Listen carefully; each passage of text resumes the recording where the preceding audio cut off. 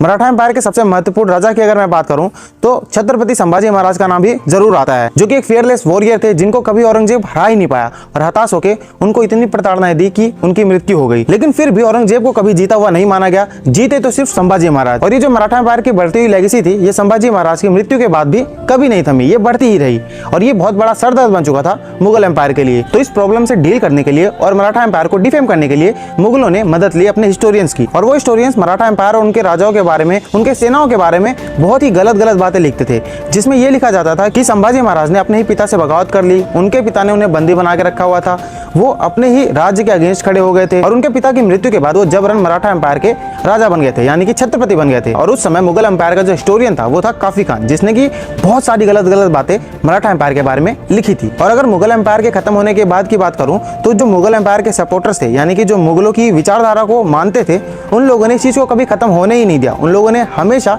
इस चीज पे जोर दिया कि जो औरंगजेब था वो अच्छा राजा था और जो मराठास थे वो क्रिमिनल माइंडेड थे, वो रेपिस्ट थे, उन्होंने बहुत सारे लोगों की हत्या की थी बिना वजह से। और इसी गंदी विचारधारा और सोच को आगे बढ़ाने के लिए जदुनाथ सरकार नाम का एक राइटर था 1900 के दशक का, जो कि एक बुक लिखता है Aurangzeb and his times volume 4, जिसमें वो संभाजी महाराज को एक क्रिमिनल दर्शाता है और औरंगजेब को एक मसीहा, जिसमें वो ये बोलता है कि संभाजी महाराज थे वो रेपिस्ट थे, उनकी जो सेना में लोग थे वो भी रेपिस्ट थे।